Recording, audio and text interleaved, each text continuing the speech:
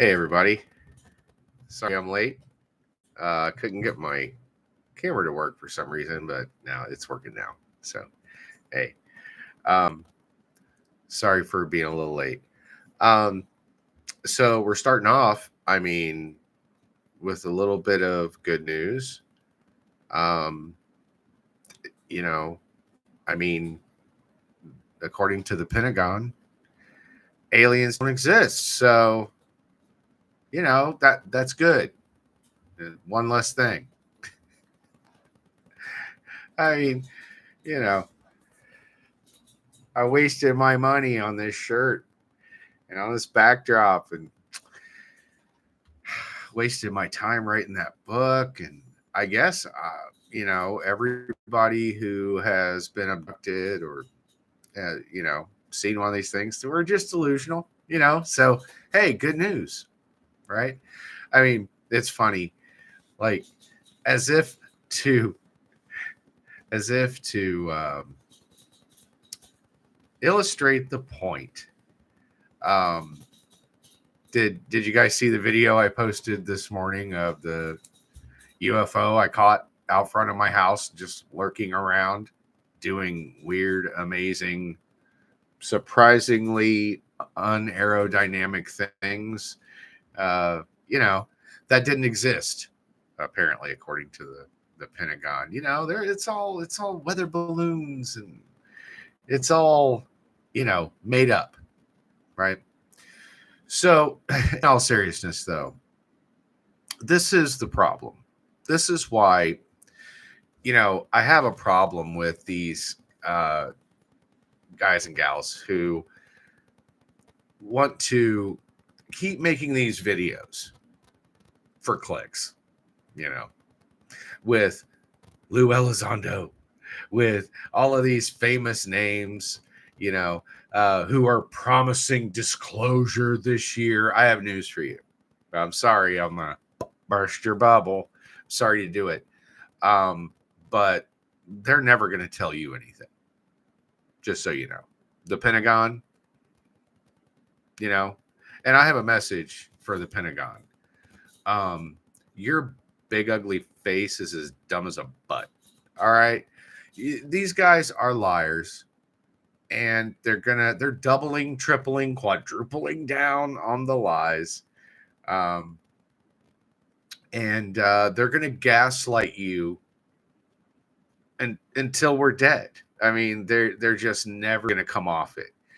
And these people who want to keep this, I don't know what you want to call it, like the eternal foreplay of, oh, it's going to happen any minute, oh, any minute, oh, any minute, oh, disclosure's coming, and oh, there's no stopping it. And then today the Pentagon's like, aliens don't exist, bro.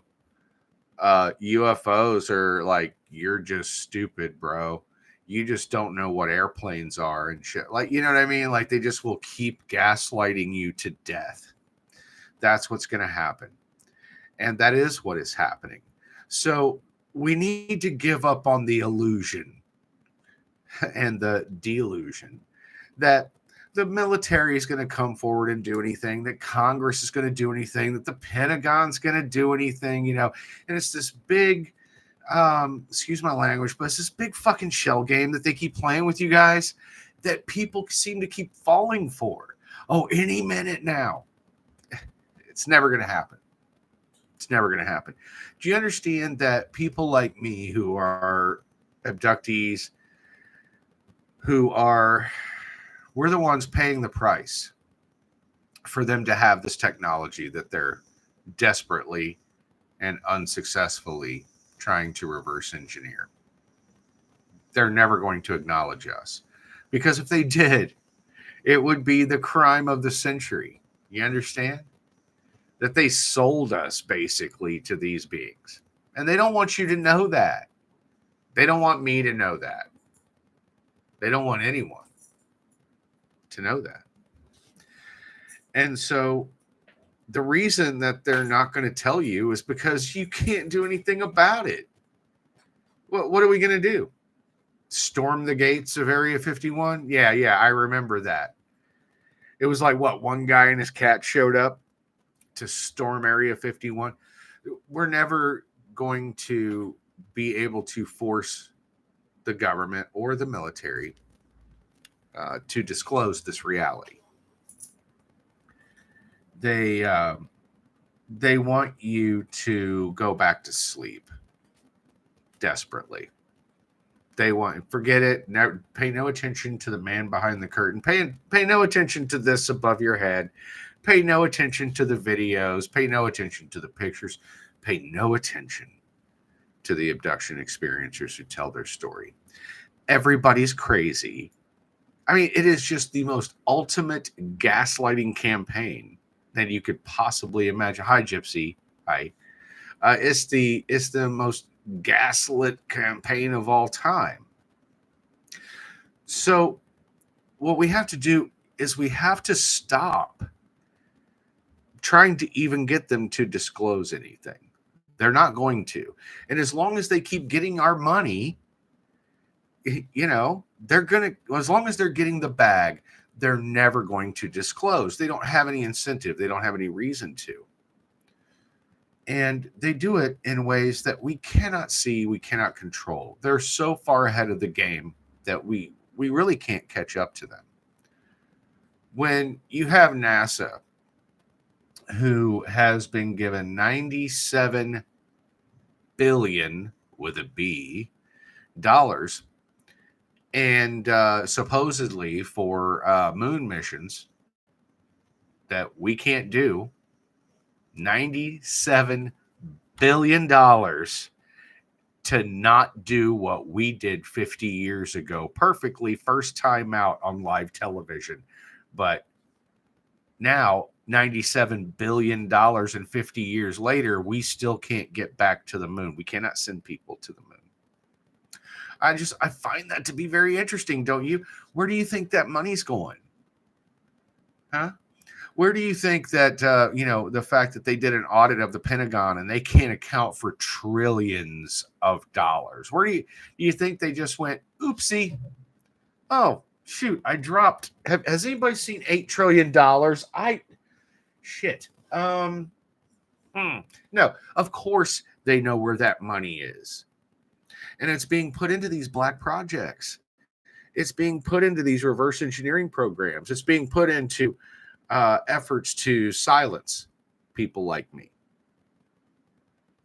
And perhaps people like you who are abduction experiencers, who are UFO witnesses, who are true believers. And they're never going to stop doing that as long as they keep getting the bag. They keep getting our tax dollars. And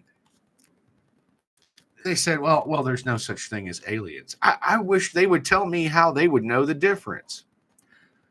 I'd like to see their guidelines for what determines something as being human or non-human. There's no scientific baseline. You notice that whenever they say, oh, this isn't real or that isn't real or whatever, they never tell you why. They just say, oh, well, most things that people see in the sky that are UFOs are misidentified. In what way? They never say. And I don't care about the most things that people see that are misidentified. I want to talk about the few things that people see that are able to be clearly seen, clearly videoed, clearly photographed, witnessed by multiple people, and do not correspond to anything that is human.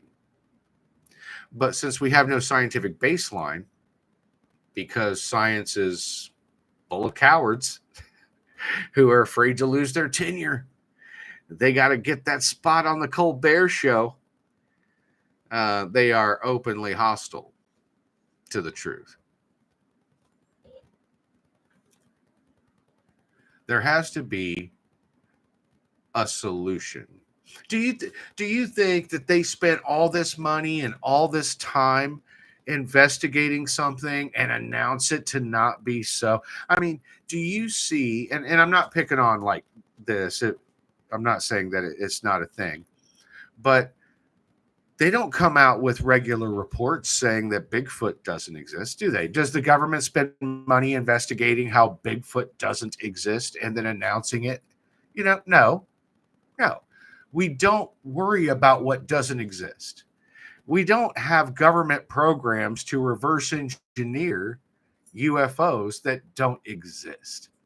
They admitted that they had these programs that were lined up to reverse engineer uh, extraterrestrial craft, but there are no extraterrestrials and there are no extraterrestrial craft. It is absolutely time to let this go. And what I mean is that what we have to do is we have to start looking in different places. You want disclosure? Well, it's all around you. I mean, my best-selling book, uh, Beneath the Haunted Sky, The Evidence for Alien Abduction. I'm a civilian. Um, I know that that doesn't mean much in the world anymore if you're not a police officer or a soldier or a congressperson or you weren't in some big secret government program that you can't prove exists.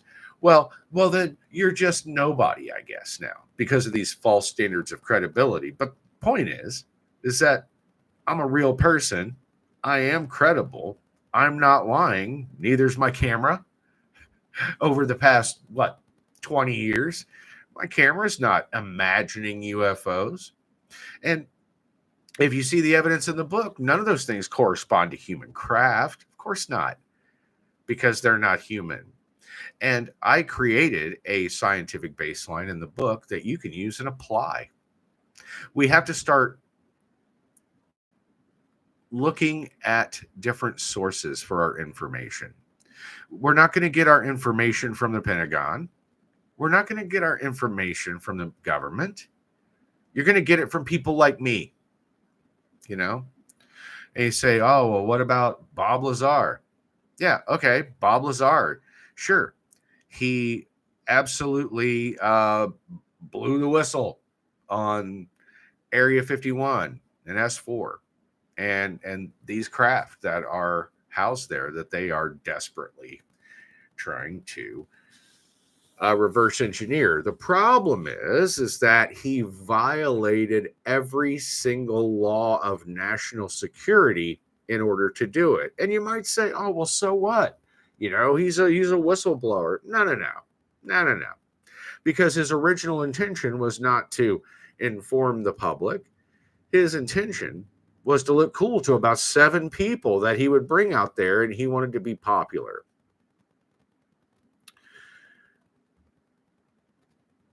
Consider this. What if he had released information not about UFOs, but about nuclear weapons? What if he had told you where the nuclear missiles were? What if he had told you what we were doing with them, what our plans were? Would you consider him a hero for giving up that information to not only you, but to our enemies as well? Is that a heroic act? And what if I told you that he did it not even to be a hero, but just to impress 7 people, that he released our nuclear weapons secrets? I think that most people who are of a reasonable psychology would say that is treachery of the highest order, that is a traitorous act. Yes? Well, here's the rub, guys. Releasing the information that he had on UFOs, including their location, is an even bigger breach of national security than nuclear weapon secrets. You still think he's a hero? Not really. And until we find people like myself who we're banding together, who are going to adamantly and go to every length possible in order to prove our assertions. I have video evidence up to and including today. I have video evidence, photographic evidence. I have drawings. I have experiences. I could tell you the story. If you ask me 5 years from now, I will tell you the exact same story because all I can tell you is what happened. There's no embellishment needed, nothing. I will just tell you what happened to me because, well, it happened to me. And I have taken no oath. I'm not affiliated with the government. You see, that's what makes me dangerous. Yeah, that's right. I'm a dangerous man because I'm a civilian who's doing nothing wrong. I am simply saying what is happening to me, which is completely allowed in this world. This is what separates me from the Bob Lazars, you know? And even then, Bob Lazar didn't move the needle one fucking iota. Well, we know where Area 51 is now. Great. Can you get in there? No. Are they going to tell you anything about it? No. Okay, great. Goose egg. You walk away with empty pockets, but an exciting story. And it came at the expense of our national security because what Bob Lazar did was he put Area 51 now on the map for all of our enemies to know about. Like an asshole. But if we don't stick with people who have excellent information and excellent evidence, which I feel that I do and I have, then we're going to get people like Stephen Greer, who goes on talk shows and literally tries to convince you that he can teach you how to talk to aliens with your mind through an app that he will sell you on your phone for $9.99. What the actual fuck? And we got to push back on this nonsense and say, hold on, there are differences, okay? And just like video games or sports or whatever, there are levels of experiencers, there are levels of information. The information that I have, that I've given you, that I put in Beneath the Haunted Sky, they would kill you for knowing it if it came from official channels. But because I'm a civilian, because I'm just a guy that this is happening to, I've made no oath to anyone. I'm not in any secret program. I've not been compensated. I've signed no contracts, no non-disclosures. I am not affiliated in any way with any official agency. Therefore, I can say whatever the hell I want. And I got to tell you something. I'm not intimidated by these guys. Men in Black, you want to show up at my house? Good luck. Because at night when I lock my door, it's for your safety, not mine. I will not be pushed around. I will not be bullied. I cannot really, they have no legal or moral means to touch me, which means that if anybody ever tried, I will go to the ultimate length to defend myself at any cost. I'm just not going to have it. These men in black show up at my house, I will bend them over and take a walk up their Strata Chakawali sucking the fucking blood out of them because I'm not going to be messed with. Not when all I'm doing is telling the truth about something that I'm being victimized by and asking for that to be recognized and to be dealt with. So, if we don't determine good information from bad information, if we don't determine the validity of evidence and experiences, then we'll think everybody's a liar or everyone's telling the truth. And that's not really the way it is it? No, because we have people like me, like I have, 15, 16, 17 years of evidence that I presented to you in written form and photographic form and video form just this morning. I have told you about my experiences. I have told you the communications that they've had with me that when I tell them to you, you go, oh, just like me. When I learned it, you go, oh shit, that makes sense. I get that now. Oh, okay. Now, and see, when these answers make sense, when someone's evidence has been compiled over decades at great expense and cost to them. When you have a person who, I don't have anything to gain really by doing this. Believe it or not, I'm not rich, and I don't have any plans to get rich doing this. This is an educational mission for me, because I know what it feels like to go through this and to feel completely and utterly alone.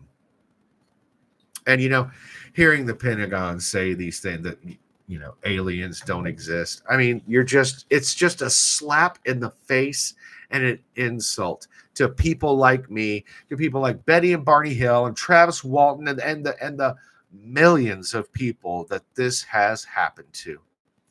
That we're all stupid and we're all crazy and we're all gaslighters or we're all on the take.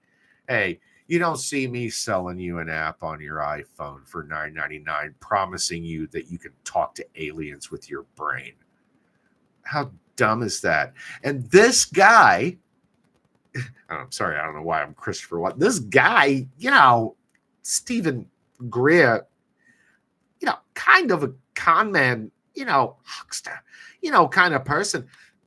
He's a liar and a fraud and a charlatan. And what he does is he goes around and collects the stories of actual experiencers and then relays those. And now he's somehow an expert. This guy wouldn't know an alien if it laid an egg in his ass. He would have no idea.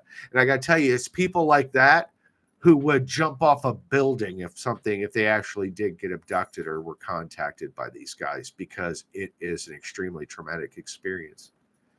And to go through that alone, to think that what's happening to you is a singular experience, could be devastating to someone's psychology.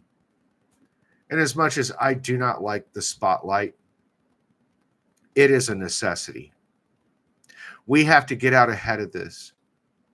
We have to start talking real science and confront the Neil deGrasse Tysons and the Stephen Greers and all these guys that the majority of people they just can't get enough of their bullshit. They would rather have a famous liar than somebody like me telling you the truth, because the truth is tough. The truth is a tough thing. And then you have these other people who are like, oh, aliens are real, but it's all love and it's all, a spiritual experience. Stop it. Just stop it. Because I got news for you guys. I'm sorry. It's not puppies and rainbows out here. The universe is a very savage place. And we are vulnerable. And the reason that we're vulnerable is because we are ignorant. Do you know what they call us? Would you like to know what they call us? They call Earth the planet of the children. You know why? Because children are naive. Children are kept in the dark. Children only know what they're told because they're not smart enough to figure it out for themselves. And I know that this is something that comes out.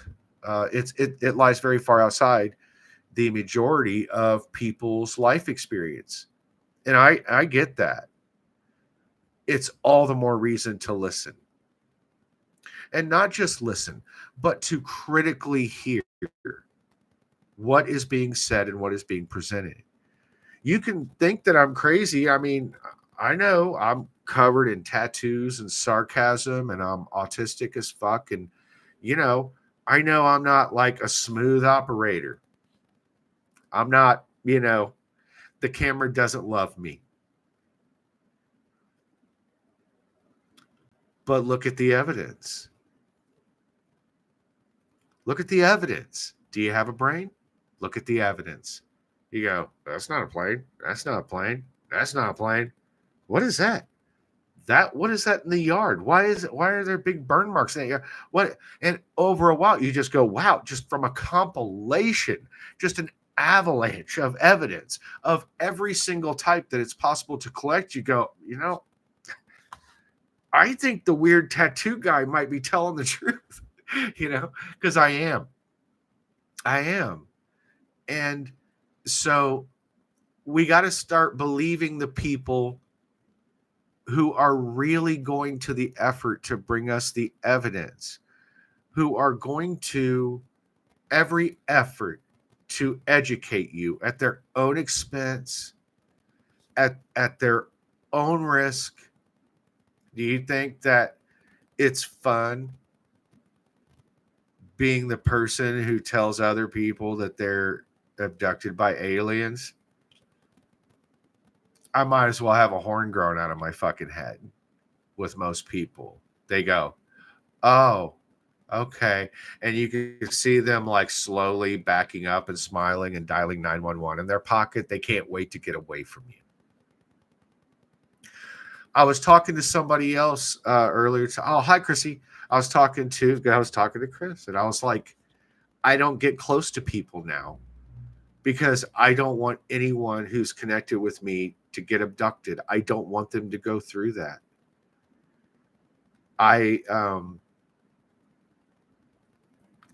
One time, my son, he got abducted. I think he was around 15 or so.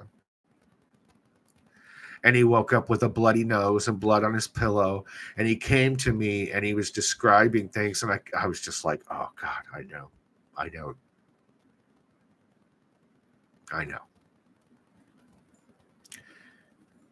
And I knew that it happened because he was connected to me.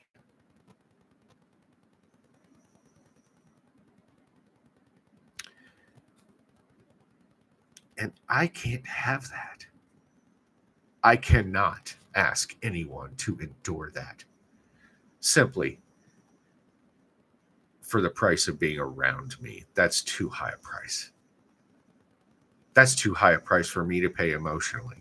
These are the things that you won't hear people like Stephen Greer talk about. He wants to go sit out in the desert with a guitar and play fucking Kumbaya and pretend that they see things out there, or that, oh, I'm getting a message. Like, it's so fake. It's so fraudulent because the reality of it is not pretty. It's very difficult to live this life. And to add insult to injury, to have the reality of that trauma be denied by the highest official sources, telling you that I'm crazy, that I'm delusional, I'm making it all up, regardless of how much information I produce, regardless of the highest quality of evidence that I can provide, it all means nothing. Bullshit. It is time that we take it to them. I'm not asking them to disclose. I'm taking disclosure to their front door. Boop. You deal with it. Because when we start taking down the Neil deGrasse Tysons, who are openly hostile and mocking to people who, like me, have suffered from the alien abduction syndrome, who are traumatized people, who are paying the price for the luxury of their ignorance, the luxury of their denial. Let me tell you something. It is a luxury that we can no longer afford because the human toll is too great.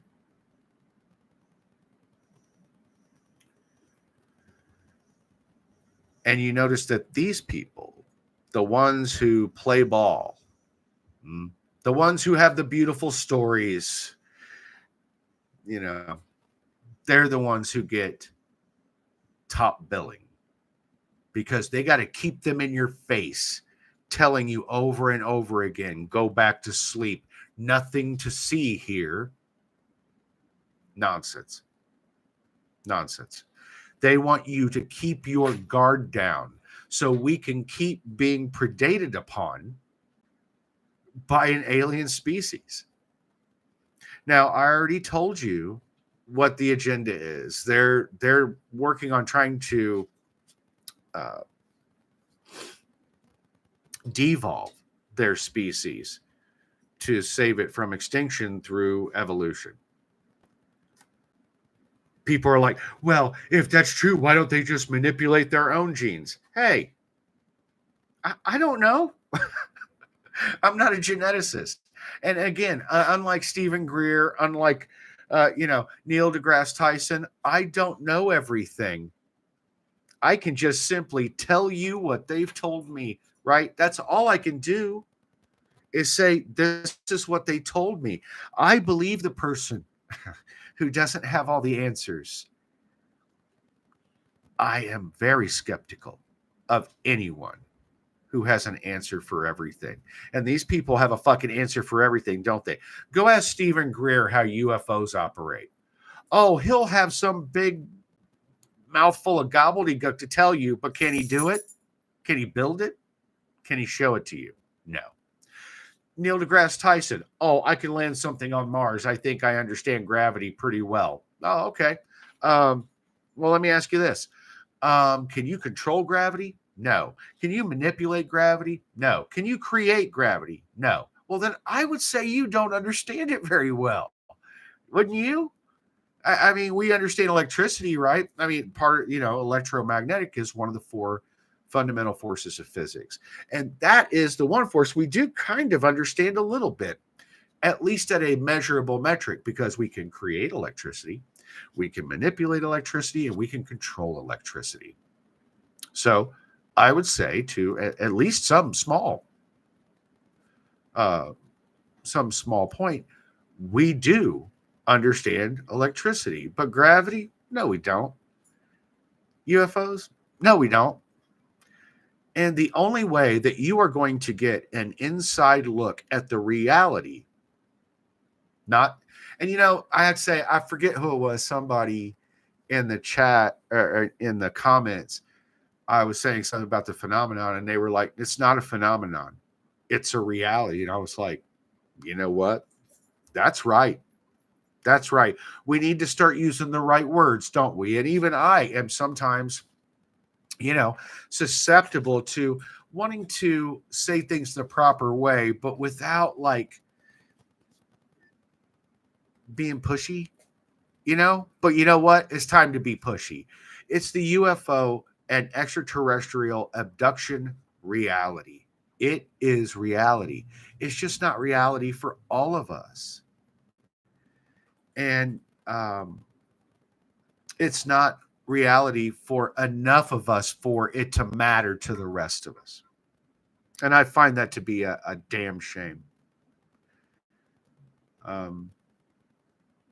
We must proceed in a different way.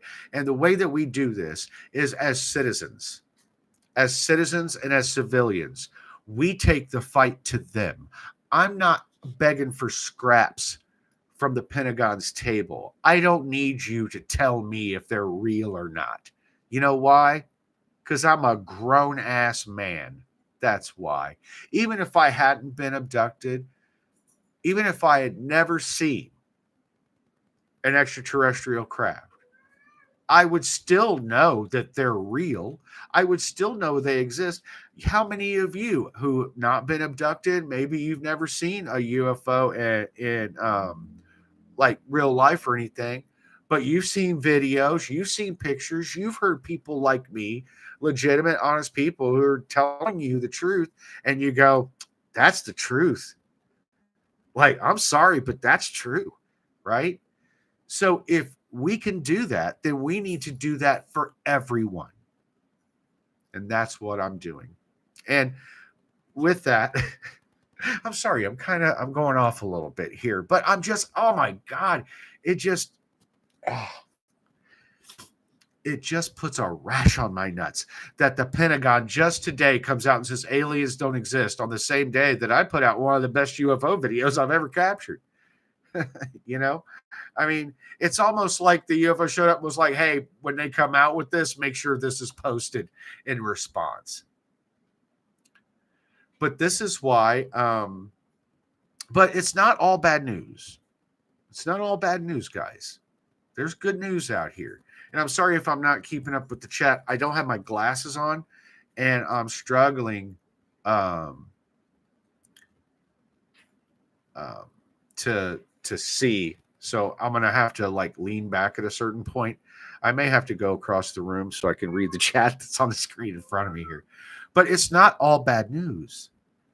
You know, people like John Emmons Cosma from Bang Productions. I mean, we have a speaking tour that is going to start on April 27th here in Harrisburg, Pennsylvania. That's right, baby. That's right. She's cheering me on, I think. Baby, what's the matter? Come on, Daddy. Come here. She doesn't see me, and I think she's freaking out. Baby. Come, sheesh. Come, sheesh. Here, I'm sorry. Hold on a second. Hold on. Naja, baby, what's the matter? What's the matter, dear? Where you at? What's the matter? Oh, honey, what's the matter? Are you upset? Oh, you are. Okay, I'm sorry. Come on. Come with me, okay?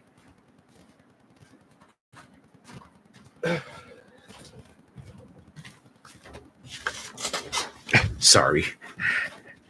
My babies freak out if they don't see me. They think I died or disappeared or something.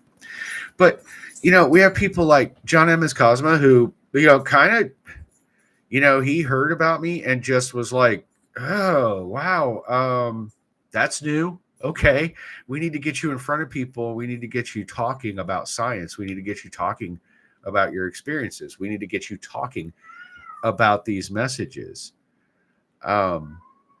And we're setting up, we have a speaking tour that's going to kick off April 27th in Harrisburg, you know, and I'm super excited about that, even though I'm not, that's tough for me. I live a lifestyle that the Japanese refer to as hikikomori, which means basically alone. But I'm going to do it. And I'm going to do a great job because I care about this subject more than anything else in the world right now. And as I told somebody the other day, giving an autistic person a purpose is like giving a gorilla a kitten. Good luck getting it away from me, right? I'm going to do this to the bitter end until everyone knows, until everyone accepts. I will not rest. Because there are too many people out there who are silently suffering, like me, who are locked up in their houses, who are afraid to go outside. I don't fly on airplanes. I don't go anywhere unless I absolutely have to. But this speaking tour is something I absolutely have to do. I have to. It's too important. And since we're never going to get the government to tell us anything, then it's up to people like me to go and do it for them. I have to go and do the Pentagon's job for them because they are either incapable or unwilling to do it for you. I will. And so we have to support people like that. You know, and hi, everybody. Thank you for being here. I appreciate you being in the chat. Here, I tell you what, let me take a minute. Let me take a minute and look through the chat and see if there's any questions or anything that anybody has. Oh, a lot of messages.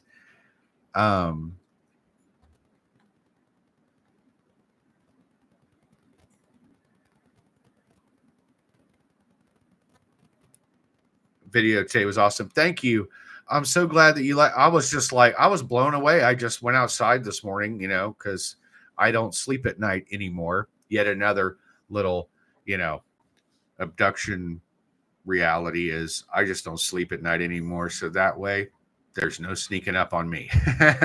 Not these guys. They're not sneaking up on me. I want to make it very difficult to be abducted now because I consider myself retired from the alien abduction career that I have had spanning 40 plus years. I don't want to do it anymore. So I'm not going to. And what I'm going to do is I want to be there for other people who are experiencing it. I want to teach them what I know. Again, I'm not going to have all the answers for you. I get a lot of emails from people asking me a lot of questions, and so I think sometimes they're disappointed because I can't tell them exactly, because I'll only tell you what I know. I can only tell you from my experiences, from my knowledge, from what they've told me. I can only tell you, and I won't tell you anything that I don't know. I won't make anything up because I refuse to be Stephen fucking Greer. I refuse to be Neil deGrasse Tyson. I refuse to compromise my character for the sake of attention or money or anything like that. That's not going to happen. And I don't care how successful this speaking tour is. I'm going to be telling you real, hard, tangible facts that I know it personally in my heart to be true, or I'm not going to tell it to you. And that's very important, because if we don't do that, if we don't have people who are willing to stand up and say the scariest words in the world, which are, I don't know, then we, how do we know what's true and what's not true? When we have Stephen Greer who thinks he could tell you everything, that's not a guy to be believed. That is immediate snake oil, right? Let's see. Oh, I love you guys. Thank you for being here and being so supportive. Look into how 9/11 was a ritual using democracy. Oh, okay. I don't know how that pertains to my situation, but I mean, I appreciate the information. So now you sound like me. Oh, what with the cats? Yeah, I know. They're babies. um,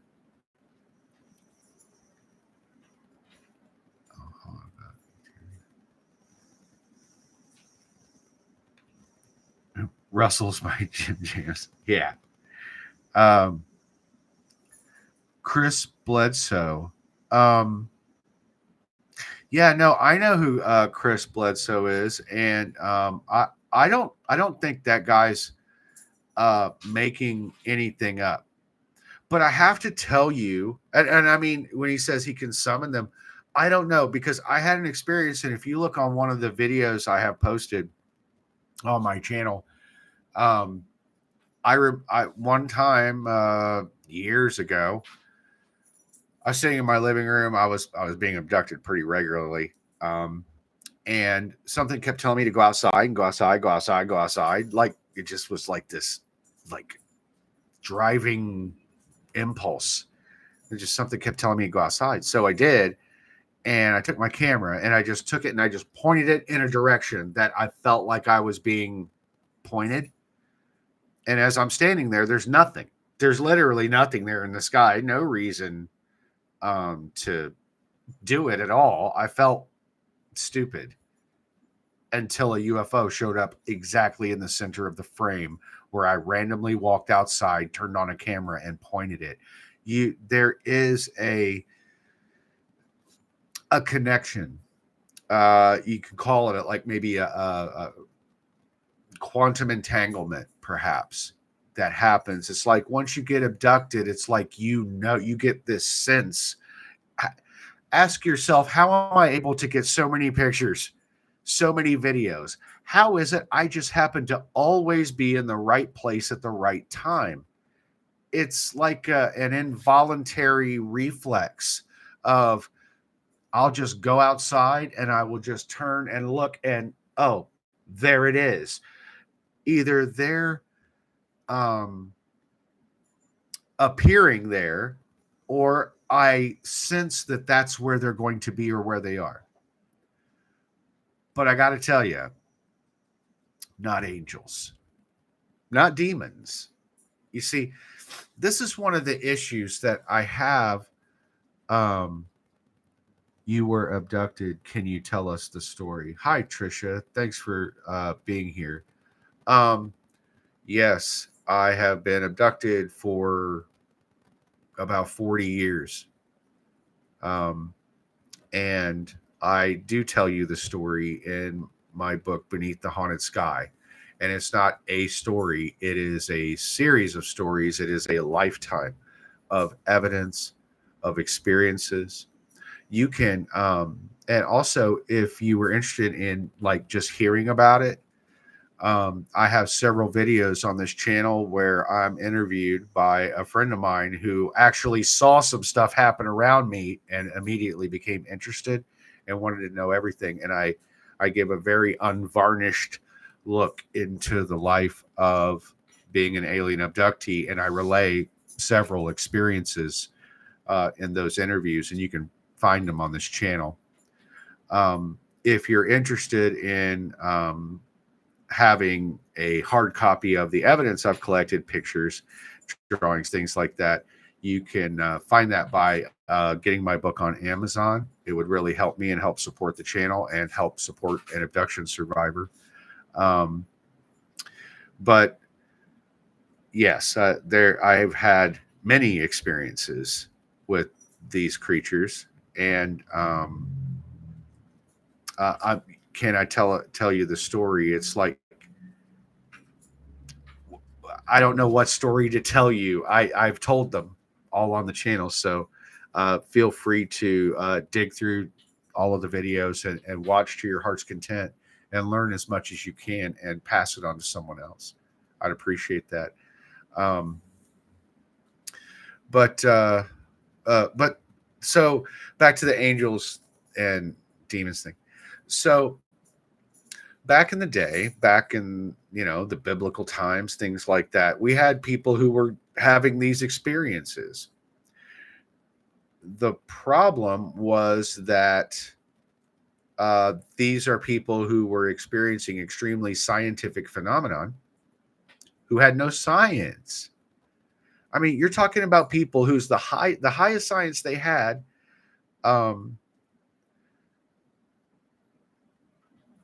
was the wheel and fire were basically the headlines of science in those days. And they are experiencing science that is still obviously incomprehensible by most of modern society 2,000 years later. So you can imagine how confused they were at trying to describe or explain these experiences.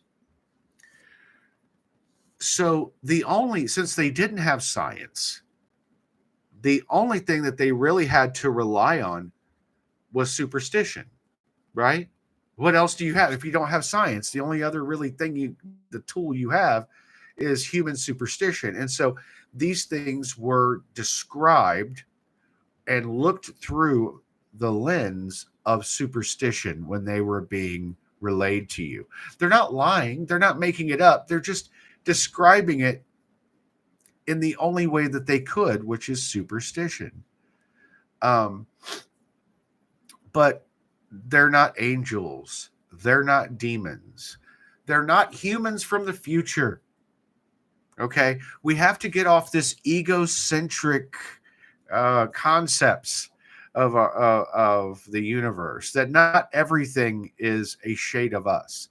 These beings come from a different place, from a very long distance, using supreme technology after having evolved through millions and millions and millions of years longer than us. And they are flesh and blood creatures. They are mortal creatures. Um, they are superior beings. And by that, I mean they have superior intellect.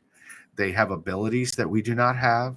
They have technology that they have created through their millions of years of evolution that we have simply just not been on the board long enough to have come up with these things. But they are real. They're not angels. They're not demons. They are creatures. They are beings like us, real flesh beings. They're not an illusion. They're not, people say, well, maybe they're extra dimensional. Okay, I don't know how that makes, if that makes a difference to you, then fine. But if they're from another dimension, then it isn't us, is it? Then it isn't ours, is it? And if it's not, then it is extraterrestrial. If you want to split hairs and play semantics and say, well, they're extra dimensional, fine. If that puts the ketchup on your French fries, have at it. But do you think there are good and bad ones? Like there are good and bad humans, though? Absolutely. Absolutely. There are malevolent and benevolent creatures. And we have to know that. That was kind of my point, what I was saying earlier about, people like Stephen Greer and stuff, who's like, oh, just let another species into your mind and control. Like, what? You're do what now? Like, no, you don't let yourself be vulnerable to these creatures because you don't know their agendas. They're not all the same. There are multiple types of creatures that have multiple different types of abilities, and they don't all like you. I think that's important to know. This is why I think it's important that I go out and talk about these things, because there are several different species who come to this planet and they don't all like you. Some of these species see us as an abomination. We are a chimera, which to them is dirty blood. We are a tweaked species who's been mixed with another species, and we're Heinz 57. We are not pure. We are not a pure species, and therefore we are looked down upon by some of these species. Now, some of them feel sorry for us. They look at us with pity because it's not our fault. We didn't ask to be here. We didn't ask to be made. We didn't ask for these things to happen to us, and they know that. And while they are not able to really interfere on our behalf, they certainly don't wish to do us any further harm. We are like cattle. Correct. That is correct, Trisha. I'm glad you're here. I never met you before, but yeah, you seem to get it. We're like cattle to them. And let's see. I heard a Catholic priest say before that our understanding of the universe reality is less than 1%. Who knows if that is legit, but interesting to think about. That's correct. We don't have the intellectual processing to be able to comprehend reality. Do you know that our senses do not pick up most of reality? We get a very tiny sliver of reality. We can't see in certain,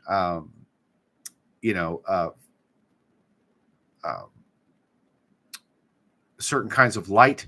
We can't hear certain frequencies of sound. We can't perceive anything that happens too fast or too slow. It's like it's invisible to us. Our senses are what govern our processing. And our senses, especially on this planet, compared to any other creature on this planet, are extremely dull. We are the worst at everything on this planet, yet somehow we're the highest evolved species. We're the slowest runners. We have no natural weapons or defense. We don't hear nearly as good as other animals. We don't see as well as them. We can't do anything as well as them, yet somehow we're on top. Right? But we certainly cannot process reality on reality's terms. We get a very tiny sliver of it. And like people like me who get like a slightly larger slice of reality. It's like I might as well be from another planet when I try to describe it to people sometimes, you know. Um, are they good or bad in your opinion?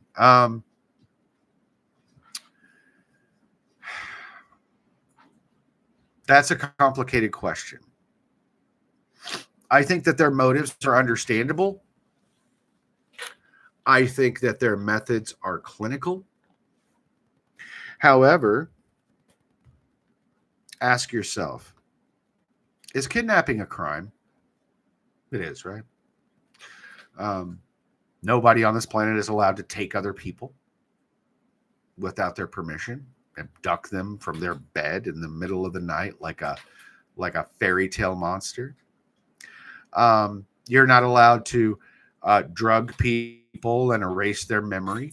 You're not allowed to sexually assault someone or take physical control of their person or of their sperm or their eggs. You're not allowed to do that here.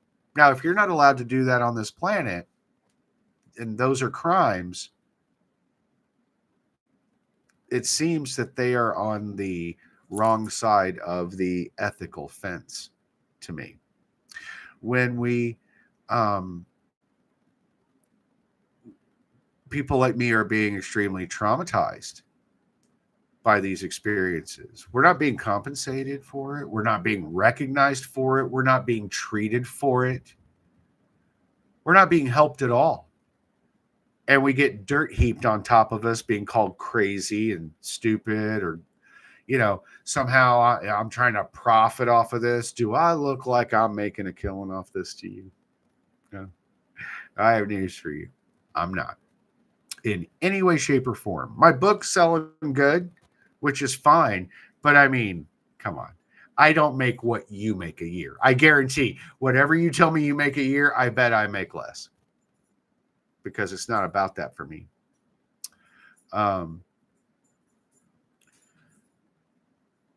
Do we consider it kidnapping when we move pigs around? Maybe that's how aliens view us. Oh, they most certainly do view us as a lower species.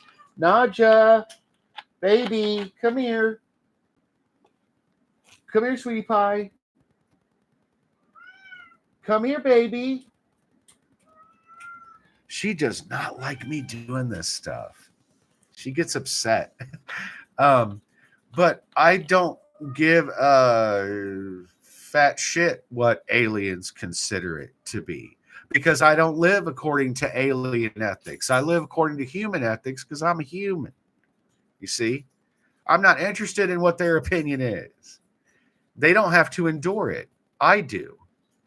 So I think it's what I believe that matters. It's my ethics that matter.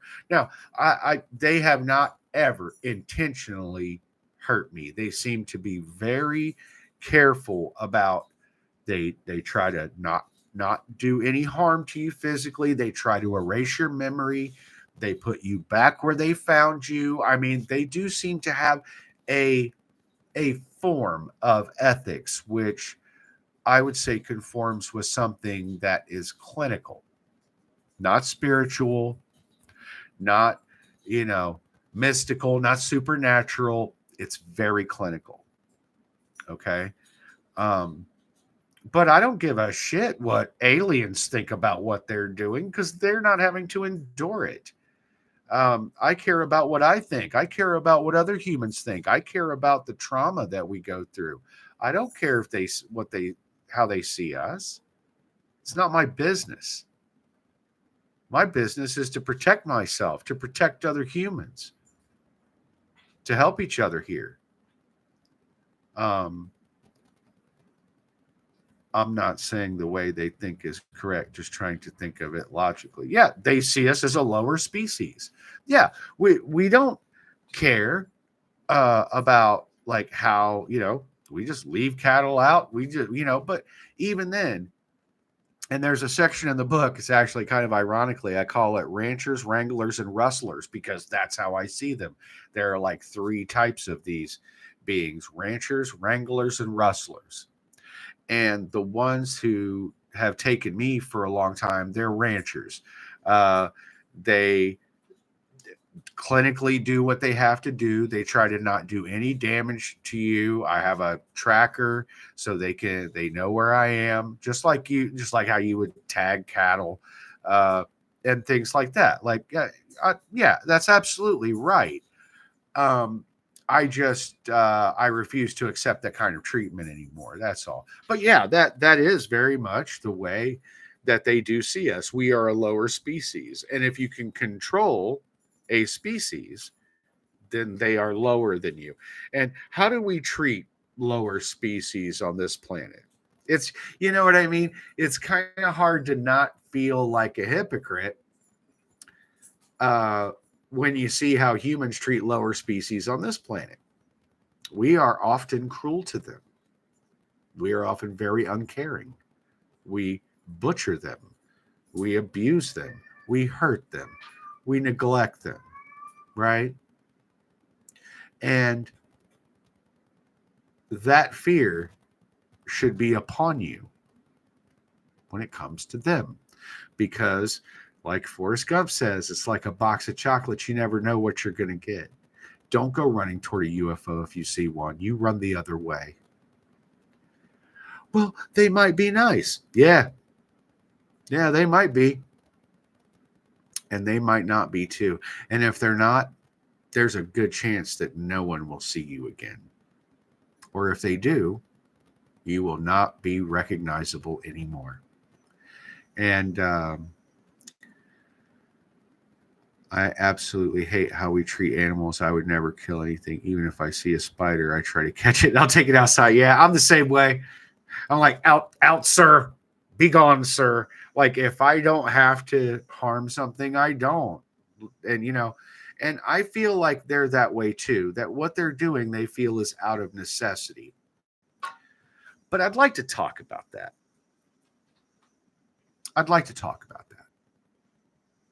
Is what they're doing good or bad? Now, you believe their story, right? Let's say you believe their story, that what they're doing is they're combining themselves with us to devolve their species because they are literally evolving out of extinction. And I do think that's true. I do believe them. They took me around and showed me how they do things and the way that they make young. They're in these, they're in like these, they show me these canisters that are about, yay big, like this. They're about this big around, and they had them just lined up all over the place, and in them were little thems. And they told me that they are evolving to the point that they can no longer reproduce their species. And so it's at that point that they know they're evolving out of extinction. And so they've been trying for a long time to head this off before it happens. Okay, fine. I'm a big reader of comic books, graphic novels. I've spent a lifetime wasted reading those things. But there are things that you can learn. Right? I'm a big Harry Potter fan. I'm a big Marvel fan. And I've learned something through my years of reading these books. And it's how to define a villain. Yeah. Do you know how to define a villain? Oh, they're bad. Oh, they're evil. Oh, they're mean. Not always. There is one definitive characteristic which I have found that crosses all genres. And that is when you are trying to violate natural law, you have become a villain. Voldemort, very famously from Harry Potter. What was it he was trying to do? He was trying to become immortal. He was trying to cheat death. Nothing and no one can cheat death. Death, like birth, is natural law. Yes. And when you try to subvert natural law, you end up having to do a lot of things you shouldn't be doing in order to do so. And that is what makes you a villain. Thanos in Avengers, right? What did he want to do? He wanted to save the universe by killing half of it. This extreme and severe amputation that he took upon himself.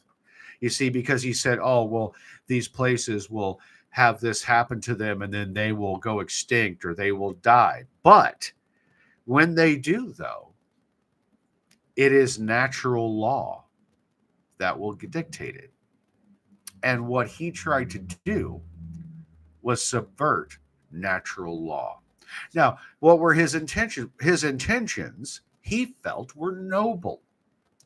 His intentions were so noble to him that he was willing to sacrifice everything in order to accomplish this goal. Now, that doesn't sound like a villain to me.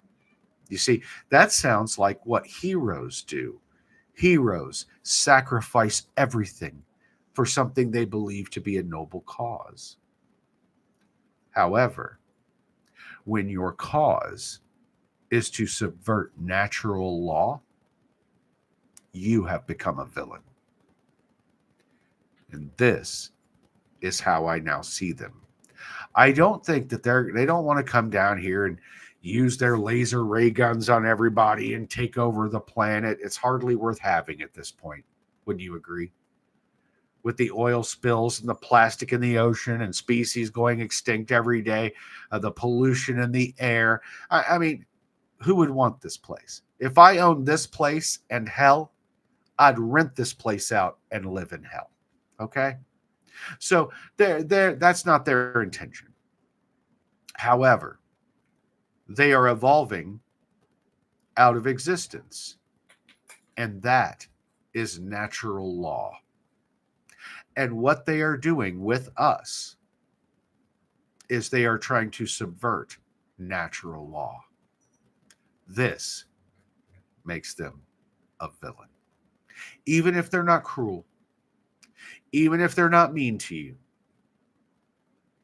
even if they're as clinical as they possibly can be, they are trying to subvert natural law. And therefore, you are on the wrong side of the universe, ethically speaking. And I think it's time that people woke up and realized that. And I've decided after 40 some years that I have done whatever part I could provide. And I have received absolutely no compensation for it. The only compensation I've received is extreme complex PTSD. I have lost pretty much everything in my life, up to and including my children. That's like somebody said to me today, you don't have any kids to protect anymore. But I can protect you by giving you this information, by telling you the truth, by showing you the evidence, by telling you these stories. And maybe you're that person, right? That's what I always think of. Maybe you're that person that this is happening to and you feel alone. And maybe you're standing on a fucking ledge somewhere and you think that there's no way to cope, no way to deal. Maybe that no one will believe you or that no one is experiencing this because society has compartmentalized us, has pushed us to the back, to the side, out of view. We're ugly. We remind them of how savage the universe is. And I want you, that person, to know you're not alone. There's many of us who have paid this price. And I believe you. And I love you. And it's going to be okay. There are ways to deal with these things. I have to tell you, I decided Was it last September? I said, you know what? I'm tired of being abducted and I'm not going to be abducted anymore. And I have instituted a plan based on what I know about them. And I know about their habits. I know their abilities. I know their means and I know their methods. And I have been able to basically contravene all of those things. And I have successfully not been abducted since September of last year. And I have never felt better.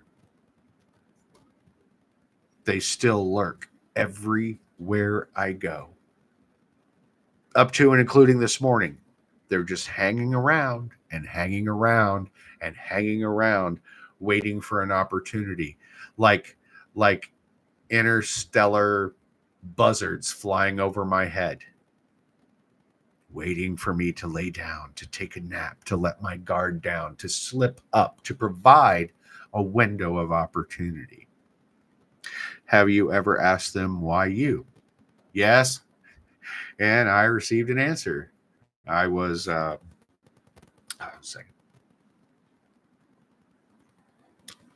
By the way, I did not plan on rambling this long, but I just have a fucking bee in my bonnet today about this. After seeing the Pentagon thing, I'm like so triggered right now.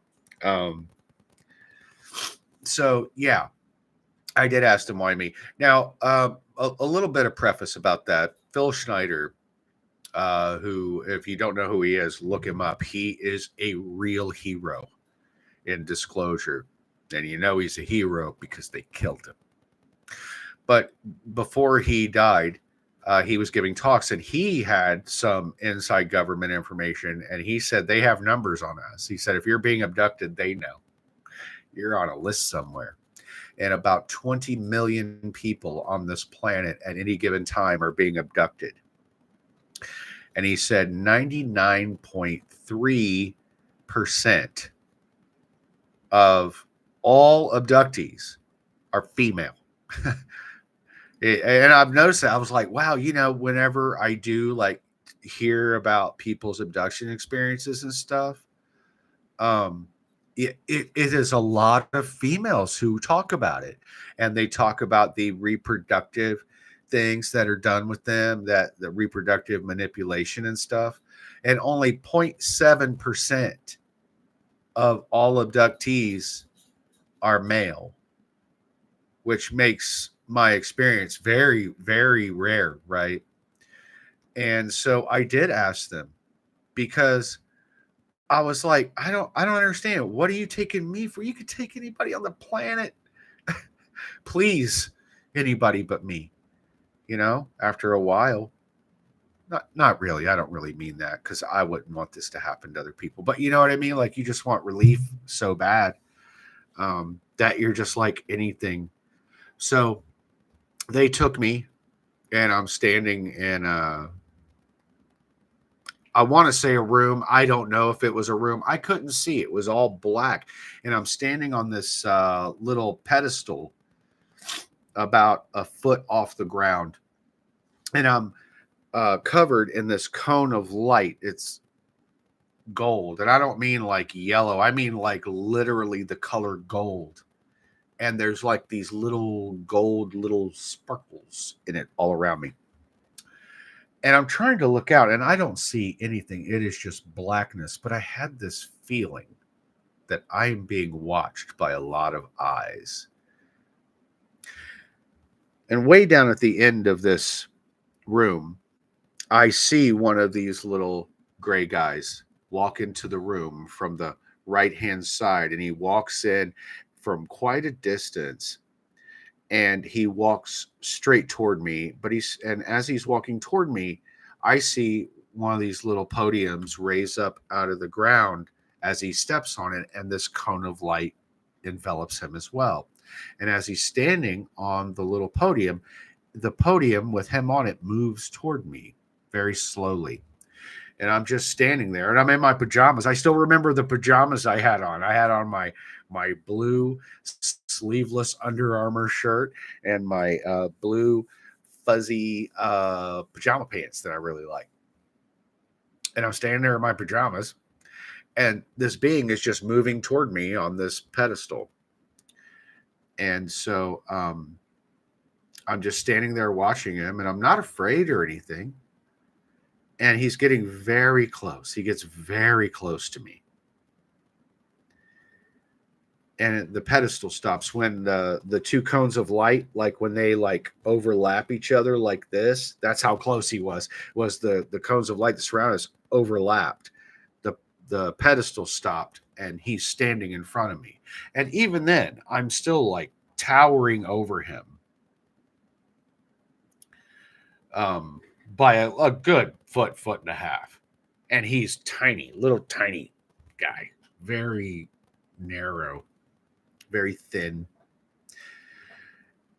And he stands there, and he just looks at me, and I look at him for a very long time. Well, I don't know. It felt like forever. Probably 2 minutes. Which, if any of you have ever spent 2 minutes doing something you really don't want to do, that's an eternity. Well, anyway, I'm standing there, and it's completely silent. I hear nothing. I see no one else except this little guy in front of me. And he does this thing. And here, I'm gonna move my mic. He does this.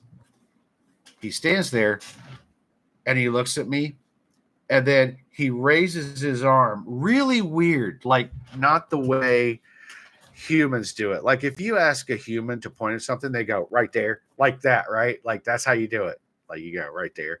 But they move differently than us, and it's strange because he picked his arm up and then like laid out his hand, and he touched me right here, right over my heart. And inside my head, because they communicate telepathic. Yeah, they have bones. They're like us, and they're structurally like, they have physical bodies. They have arms. They're what do you call it? Humanoid. They have a head, 2 arms, 2 legs. They have the ones I saw. They have 5 fingers, and they have 6 toes. The females have female parts. Males have male parts. Very similar to ours. But he touched me on right here where my heart was, and inside my head was, and it was like the most booming voice I'd ever heard, but I could tell that it was inside my head. And he said, "Guardian," like that. And when he said "Guardian," it was like my brain exploded with all of these images and all these things. And it took me a while to kind of put it together. But what they do is that some of us, they clone, some of us, they mix with their species, and some of us, they do both. Yeah, you ever go to like a dog show, and they have like the hunting group, the sporting group, the toy group, right? Well, I'm the guardian group. And then the guardians are the ones who protect them. We guard them. And so what they'll do is they'll clone my DNA, or they'll cross me with a human female or or with one of them. And they are trained to be guardians, who basically are the bouncer at their club. Like, you're not getting in the door. If they get in the door and they say, "Let no one past," you're not getting in. And I don't care what species you are, you're not going to make it through that door alive. That's what we do. We're like bodyguards. That's what they told me, that I'm that line. And that's what they use my genetics for. And that's why they take me. Now, well, that and when I woke up, because I would always have like stones, black stones left in certain places around me. And I'll show you. I woke up with this stone in my pocket that is shaped just like their head. Um, because I'd asked them that same, like, it wasn't the night before, it was 2 nights before.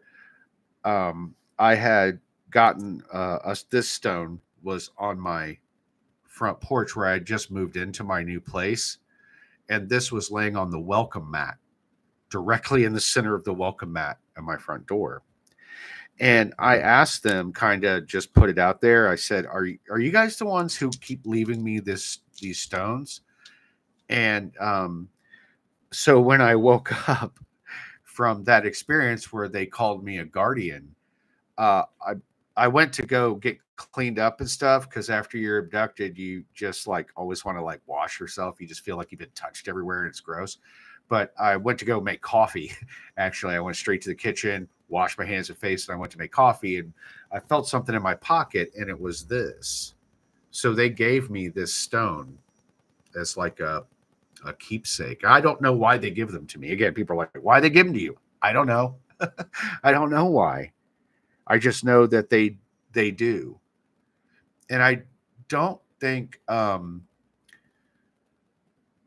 don't think I'm the only one who's been given like little artifacts or what have you. Um, but I'll be damned if I know why. Um, Here, hold on, guys, real quick. Okay, just 2 seconds. I'll be right back.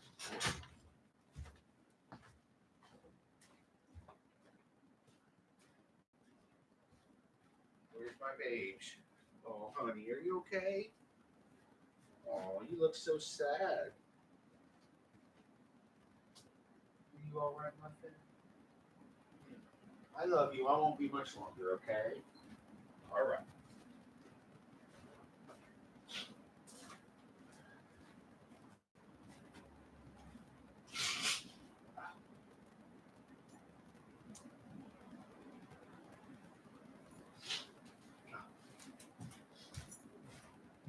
Okay.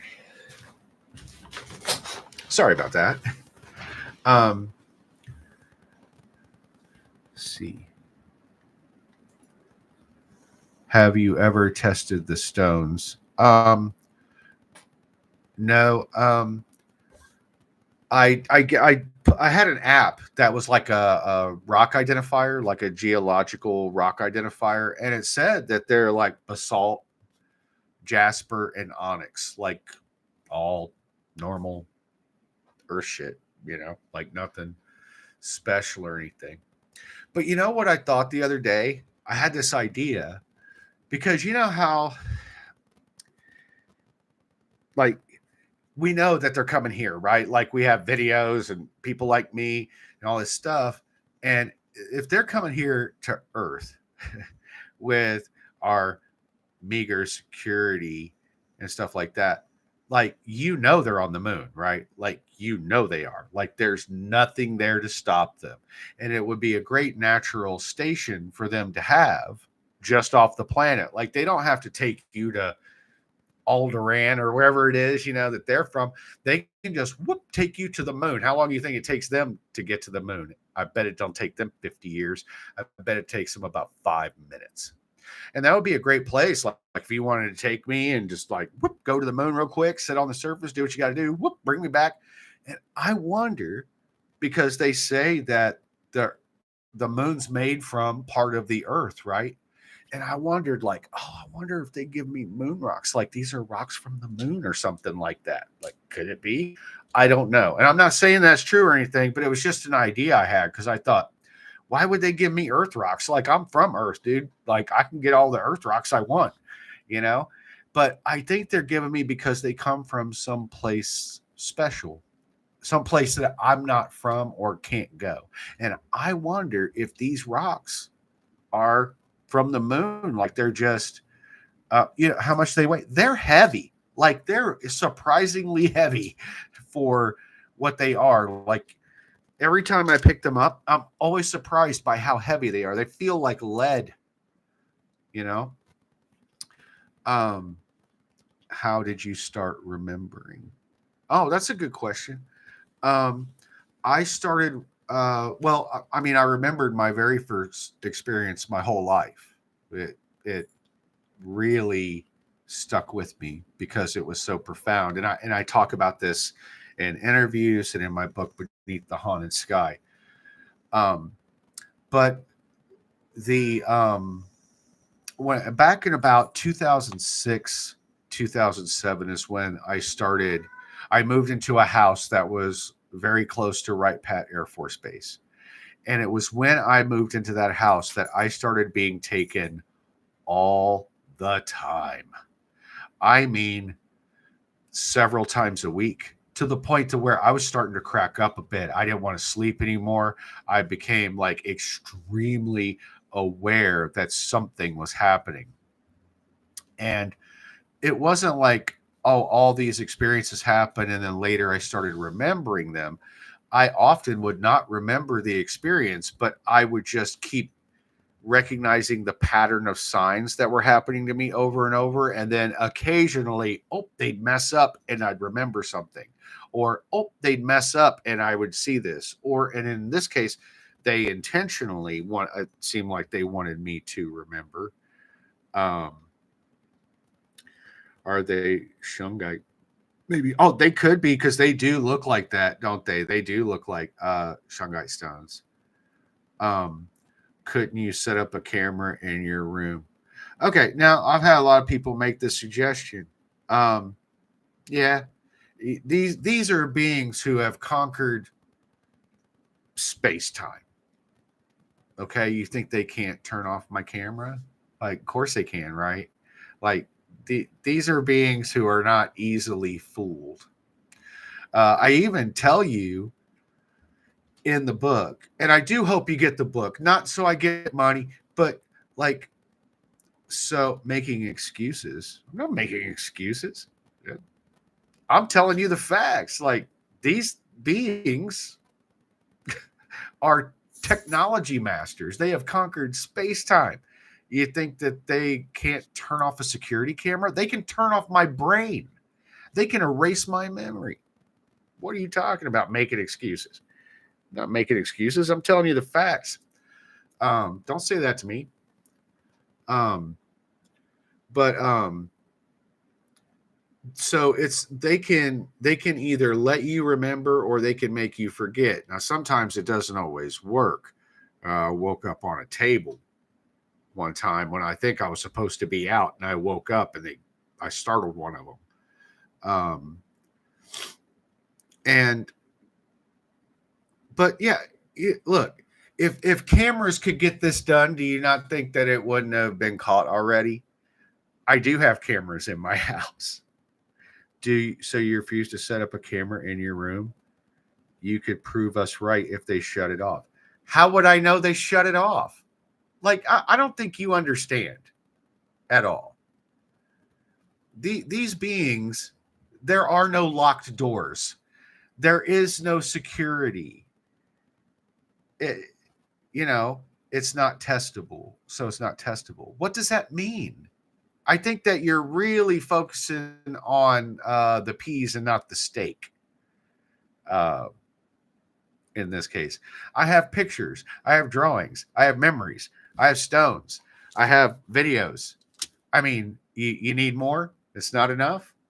Like, I'm not trying and I'm making excuses. I think that's a shitty thing to say, and I don't appreciate that. But I do have cameras in my house, by the way, and nothing, nothing. I wake up with the same abduction marks on me every time when I'm taken. I know I've been taken because I feel gross and I know I've been touched all over and I have my hangover. And sometimes I have memories of it, sometimes I don't. But I'll always wake up with the two little snake bites on my hand or my arm. Um, how do you know they would shut the camera off? Don't get defensive. Okay, well, don't be offensive then and say I'm making excuses and shit, because fuck that. Don't talk to me that way. I'm not making excuses. I'm telling you the fucking truth. Now, if you think me telling you the truth when you make some kind of accusation like that is being defensive, well, then so be it. I have the right to defend myself. So just, you can tell this guy is autistic. You're goddamn right I am. And I don't take that shit from people. Don't talk to me like that. But yeah, I'll show your comment. Yeah, I'll show your comment. Yeah, I am autistic. And I'm not to be fucked with. Because I'm telling you the straight up facts. And if you don't want to accept the facts, well, that's okay. Buddy, hey, look who it is. Come here, bud. You're not supposed to be up there. This is Mr. Laszlo. Laszlo von Cravensworth. Say hi, bud. Yeah, now you're shot. Okay. Get out of here. So I gotta tell you, Cosmic Nomad, you're within like 2 seconds of going on my go fuck yourself list. Don't talk to me disrespectfully on my own live stream, please. If you have a question, you can ask your question and I'll answer it to the best of my ability. But to accuse me of like making excuses and stuff, I don't have to make excuses to you because I don't give a shit. I just say it the way it is. So peace out. Bye. Have a good one now. You see how people are? You see how people are? Like, oh, you're making excuses. I have literally collected every piece of evidence that you possibly can to show my sincerity and that I'm telling the truth and all those things. And people are like, oh, you're making excuses. What, you haven't caught him in the act? Like, get out of here, you know? Like, it's nonsense, dude. Like, you shouldn't say that kind of stuff to people. And, yeah, you get a timeout. We're going to give you a timeout, bud. We'll see how you feel tomorrow. Hopefully apologetic, because you don't say that to people. I'm making excuses. I make no excuses. If I don't know something, I don't know. If I do know, I'll tell you. Like, what else can I do? But anyway, there is a lot about this subject that still remains to be a mystery, even to people like me who are abducted, who've been taken for 40 years, and I've had interactions, but I don't know everything. And it's not excuses. It's just the truth. And I'm not the guy who's just going to give you an answer so I can look like I know everything. So, but you're definitely not going to come on my live stream and disrespect me, though. Okay. Buddy, I told you no, you can't be up here right now. That's low. Come here, monkey. Nose. I say nose. Get down. They want treats. This is treat time for them, so I'm gonna log off here in a little bit because now I'm kind of getting aggravated now with what that guy said to me. It's making me mad. But I've also been going on for about an hour and a half too, so that's okay. I really do appreciate all the respectful people who have been here and supportive people. New people, nice to see. Bali Acres. What was it? Trish? Was it Trisha? Yeah, Trisha. And Chris. And Gypsy, of course. I appreciate all of you being here for the live stream. And I feel like you were defending others too, bro. Everyone ridicules people for sharing their experiences. Yeah. It's like, well, if I can't satisfy your one question, oh, well, that's it then. Like, dude, slow your fucking roll. Like, just stop, right? Deep breath. I'm fine. You know, I just click, gone. It's easy. I don't care. But I just think, like, you know, people come in and they try to act like they're your buddy, you know, oh man, you know, da, da, da, da. And then all of a sudden they turn, oh, I see. Oh, okay. You're making excuses. Oh, okay. Like they're trying to like poke holes in your story like you're lying. And I'm not lying to you. And I don't like that kind of, you know, a little fuckery that people try to do. So, and I recognize it. Shungai is used for healing, clear, and block radiation. Maybe that's why they leave them after they take you. Maybe I get to go someplace cool and I come home with souvenirs because I used to have a box full of them. Like 50, I want to say at one time I had like 56 of them in a cigar box that I kept over time. Every time I got one, I just would put it in a box. I didn't know what else to do with it.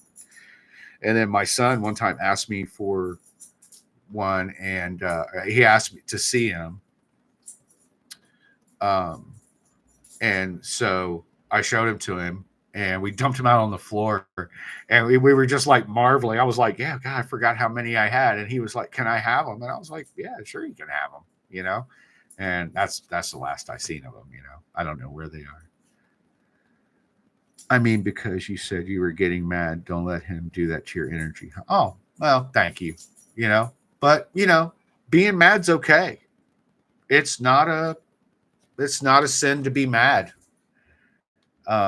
Just so you know, like you're allowed to get pissed off at people when you're right to do so. There is such a thing as righteous anger. I don't have to tolerate being disrespected by anyone. I don't have to put up with that, and I don't have to be nice about it. That's my autism. Like I will just tell you right to your face what I think. And so I think people, I live by the wise old Tibetan philosophy that states don't start none, won't be none. That's how I work. Like, I will never disrespect you. Like, you could ask me anything. I don't take it as disrespect. You can say, well, I don't know, whatever. That's fine. Fine. You could even say, I don't believe you. That's fine with me because I'm not here to convince you. I'm here to inform you. You can choose to be informed or not. I don't care. That's fine. It's up to you. But what I won't do is have people say I'm making excuses or that I'm somehow being less than 100,000% honest with you. Bullshit. And anybody who tries that with me is going to we're going to have a conversation they're not going to enjoy. I'm going to verbally level them because I know who I am. I know what I'm about. I know the truth, and I stand in my truth and I defend it with all of my heart, just like I would defend you, right? And that's something I've had to learn is how to advocate for myself because used to be people would say that kind of stuff to me and I'd be like, no, I'm not making excuses. Like, let me explain. You know what I mean? And they want to put you on that defensive footing. I don't do that now. Now I just mow them over because it teaches them a lesson that maybe there's certain people you just kind of shouldn't fuck with. And I'm one of those. But it's like having a big guard dog who will like slobber all over you and roll on the floor with you and stuff. But if someone intrudes, they're dead. Like that's how I roll. It's either I love you or you better start running, you know? And I love everybody and I want to like everybody and I want to get along with everybody and respect everybody. That's how you know I respect you because I tell you the truth. You ain't got to worry about what I'm thinking because I'll tell you, you know? But when people come in and want to say stuff like that after like trying to come in and weasel their ass in and pretend they're your friend and they're curious and then they start trying to like fuck with you, nah, I cut that stuff off immediately because you don't treat people that way. What I have to say is precious and rare. Said that.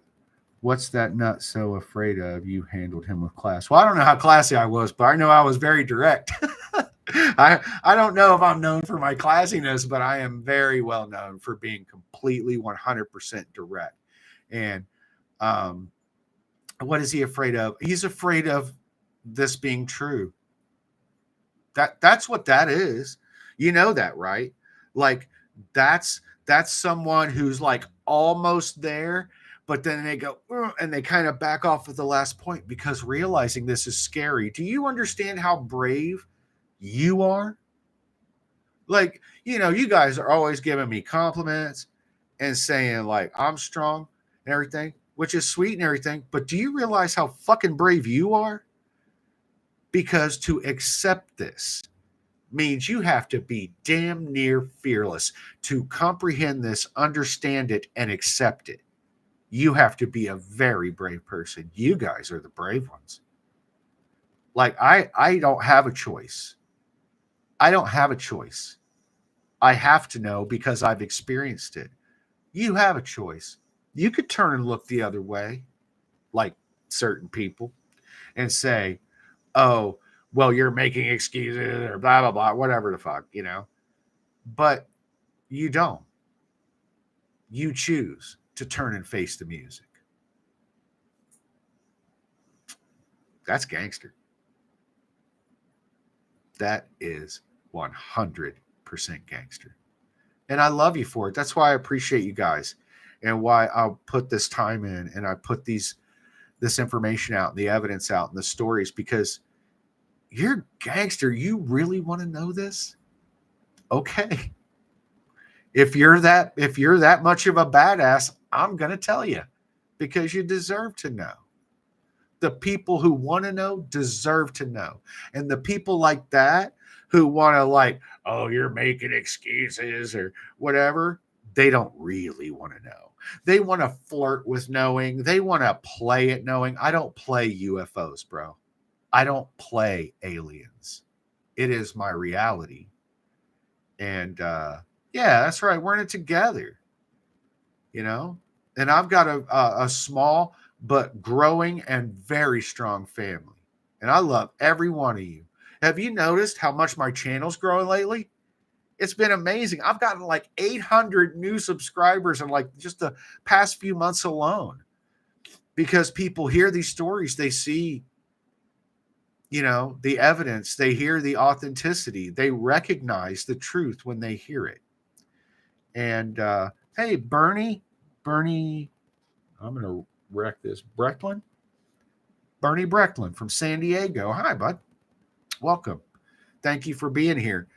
You're late. You're way late. No, I'm kidding. You're fine. But I hope that you guys who are new subscribers, go through the entire catalog of videos that I have on this channel because they're really necessary. They're required reading, so to speak. They are your intelligence briefings about the alien abduction reality and the alien abduction syndrome, about extraterrestrials and their technology, about exopolitics, and about the people that you should not under any circumstances be listening to.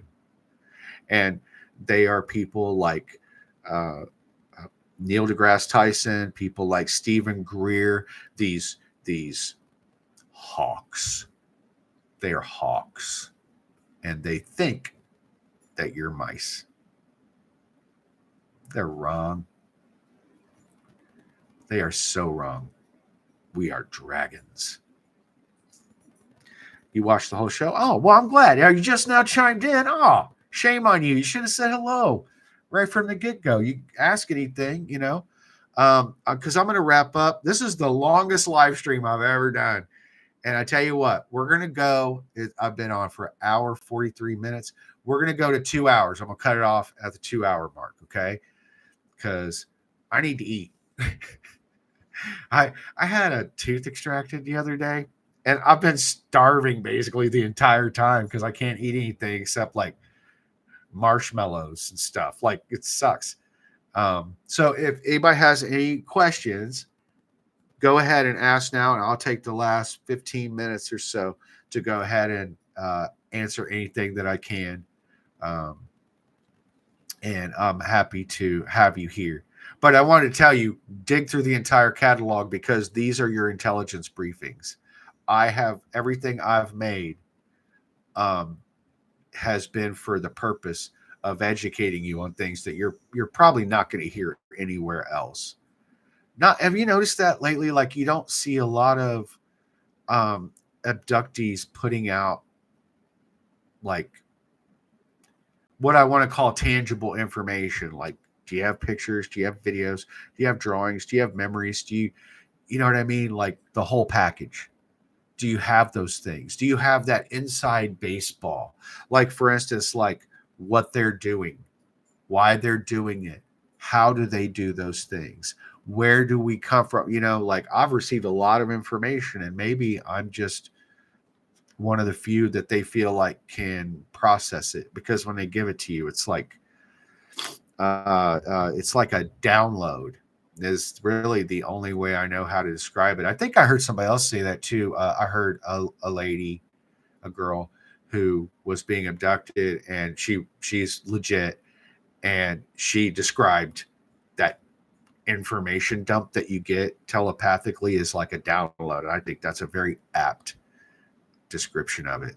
Um, and so it's like you have to kind of unravel that, take it apart, and um, process it slowly. Like they give you the entire steak, but you can only eat it one bite at a time. You know what I mean? So, um, what do their faces look like? Okay. So you get a couple different descriptions of them, and I've seen them in two different ways. One is a lot of times you'll see them. I tell you what, let me go get. I have some drawings over here that I did. I'll go get them. Okay, I'll be right back.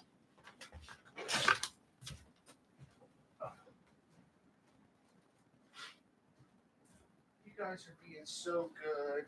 Do you know how many treats you're gonna get when I get off this live stream? Huh? You are getting all the trees in the world, guys. You're being so sweet. Proud of you. Okay. So here's some of the drawings that I've done that I've kept over the years. So here's, yes, that there. So here's what they look like without their helmet on, because they wear suits that include a helmet. Most of the time, here, I'll show you that too, because that's important. So you see them in two different ways. Either you'll see them wearing a suit, which is like a biohazard suit, kind of, because humans are gross and they're very worried about contagion. So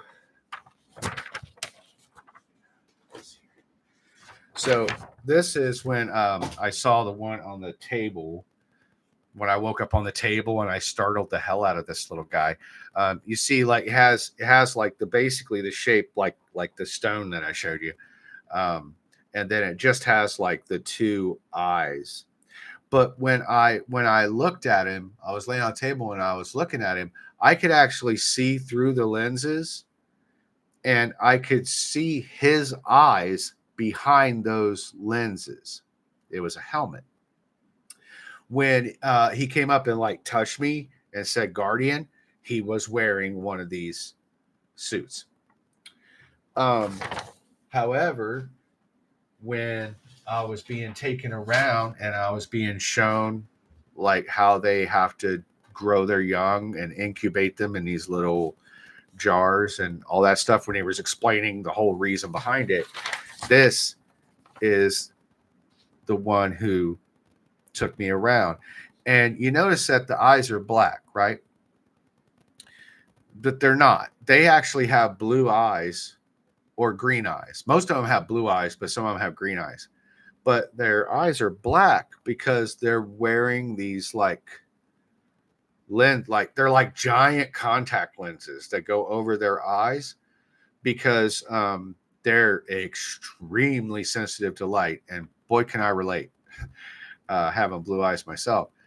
And so they wear like these full sclera lenses over their eyes, and it regulates light. Like really bright light is made dimmer, and really dim light is made brighter. So they see the same all the time, no matter what the lighting conditions are, as long as they have these lenses in their eye. And they have like a little nose, like it's really little, like it's barely there. A little like straight little slit of a mouth. They have kind of more of a pointier face, less of a jawline. No, they're not goggles. They're like giant contact lenses, like giant sclera lenses. Do you know what sclera lenses are? You ever see them like in the movies and stuff? Like people who are like werewolves or something, and you see their whole eye looks like really weird. Well, it's a lens that actually goes under the lid, under both lids of the eye, and it covers up the entire space of the eye. They're called sclera lenses. Well, that's what they wear, and they're like soft. They're like wet. I don't know how to say it. Oh, your doggies got into a fight. I wonder what happened to you, Trisha. Oh, I'm glad they're okay. My kitties are being so good right now. Um, but yeah, so this person took me around, and all they don't have ears. What it is like they have like a larger, like the back of their head's pretty large, and it almost is like a cup back here, and then there's just like a hole, like a little indentation in their head that I assume are ears. So that's what they look like. Um, yeah, yeah. RL Pool, straight talk. Yeah, you're damn right. And listen, I don't want to turn anybody off. I don't want to offend people. I don't. The woo and the poo, DG. Hello from Florida. Hi. Been to Florida many times. Love it there. I'm in PA, and I certainly wish I was where you are. But I don't want to offend people. I don't want to turn anyone off. But I'm not going to take a shit either. Like, I'm going to a lot of trouble to do this, and I shouldn't be, messed with while I'm doing it. Like, what's wrong with people saying I'm making excuses? Dick. But people have genuine curiosity. You say, well, what do they look like? Well, how does that work? Or whatever. Like, that's the right kind of attitude, And if you don't want to believe me or whatever, then you don't have to. I'm not here to convince you. I'm here to inform you. And if you want to be informed, then we're going to get along. But if you want to sit here and like challenge me or like try to call my character or my honesty into question, you're going to have a bad time. Any thoughts on why Lou Elizondo is making the rounds again? Oh, see? Good question. I have a strong feeling that he's a disinformation agent. Kind of like Stephen Greer. Very disinformation-y. Misinformation and disinformation. Lou was, yeah, my cats are getting extra treats. Oh, you heard me say that? They're being so sweet. Like, they've been really good whenever I do my videos or my live streams. They just kind of go over, and once they kind of get over the initial thing, then they settle down, and they're so sweet. But I feel like Lou Elizondo is going around. Oh, disclosure is going to happen in a minute. Did you see that video? Is that what you're talking about? Where he was like, oh, disclosure is going to happen in 2024. Oh, there's no stopping it now. And then like 20 minutes later, the Pentagon comes out and says, aliens don't exist, bro. You know what I mean? I feel like he's kind of being used as a puppet or a pawn, and he's enjoying his minor celebrity. He wants to be sewn into the inner circle of the political part of this with what's the guy, Jeremy Corbell, and like George Knapp, and like they're kind of like, oh, everybody wants to be like a celebrity in this field of research. They want to be the name or the leader or have this special access. And I got to tell you, I don't think he does. I know more about UFOs and aliens than any of these people. This is what confuses me, of who the public chooses to listen to.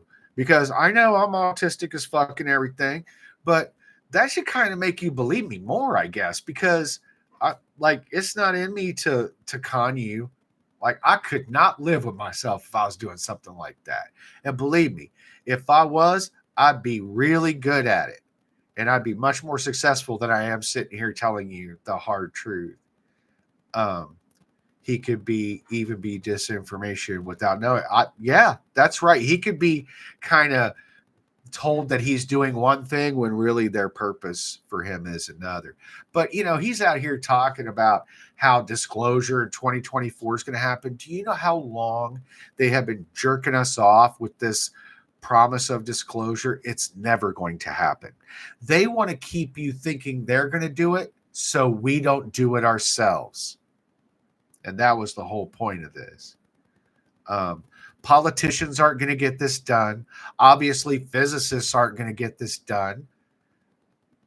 The military isn't going to do it. The Pentagon isn't going to do it. I'm going to do it. There's a lot of other people like me who's going to do it. Big shout out to Rob Khalil from the Typical Skeptic podcast. I'm going to be back on his show on the 20th of April to talk about my upcoming lecture series called Einstein Who, which is going to kick off in Harrisburg, PA on April 27th. Jeff Mara, the Jeff Mara podcast, big shout out to them. And yes, I have been on Coast to Coast 4 times. Big shout out to George Norrie. Rob is one of my good friends. Oh, Rob, he's the best. He's so awesome. And I encourage everybody to go and subscribe to his channel and watch his shows and let him know you appreciate what he's doing, because I think he's having a little bit of things are a little rocky right now, and he could really use your support, and he deserves it, But yeah, we're not going to get anything from these politicians. We're not going to get anything from the military because they're getting the bag. As long as they're getting our money and they can siphon these tax dollars off and they don't have to answer to any of us, why would they? Right? But people like me, they can't touch me. They can't touch me. I'm a civilian, simply reporting what I have witnessed and what has happened to me. I'm taking pictures of the sky. I'm not doing anything wrong. I'm not betraying anyone. And it would be betraying myself to not do this. And it would be betraying you to not do this, because the truth exists and it needs to be given. That's the only value of truth, is when you can give it to someone else and you pass it along. And I'm a single torch, and I'm trying to light as many of you as I can to send you out there to keep lighting other torches. That's how we do this. And I love Rob. I buy his shirts. Oh, that's awesome. Yeah. See, that's what I'm saying. Like, support him and stuff. Like, I bought my own shirt online, but he's got awesome shirts too. I actually, I mean, it's not a big deal, but I donated to his channel yesterday because I love him, and I love what he's doing, and his energy's great, and he's so sincere in his thirst and his quest for knowledge, and he wants to talk to real people, and he's never had anything but kind things to say to me and about me. Jeff Mars the same way. He's a good friend of mine now. We are creating this very small but strong community that is growing by the day. And I have 2 minutes left, so I want to close with this. I want to close with hope.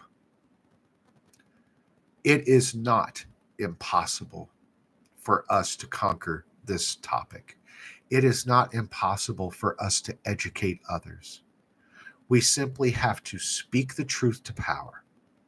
We have to provide the best evidence we can.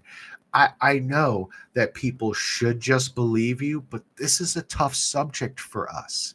This is a tough subject for humans. You see these physicists struggling to try to understand that these things even exist. We have to do it with love. We have to do it with truth. And we have to do it with honor. You guys are the bravest people I know. because you could have turned your head, you could have looked away, and instead you said, I want to know everything, no matter where it takes me. And I think that there's a lot more of us out there. There are a lot of brave people. There are a lot of intelligent people. And I know that because the channel's growing day by day by day. I get messages and emails and my book selling and like a lecture tour. And like this is starting to take off because people do want this information. We just have to give it to them in a way that they can hear, you know? And you guys are the reason I do this. You're the heart of this mission. And I couldn't do it without you.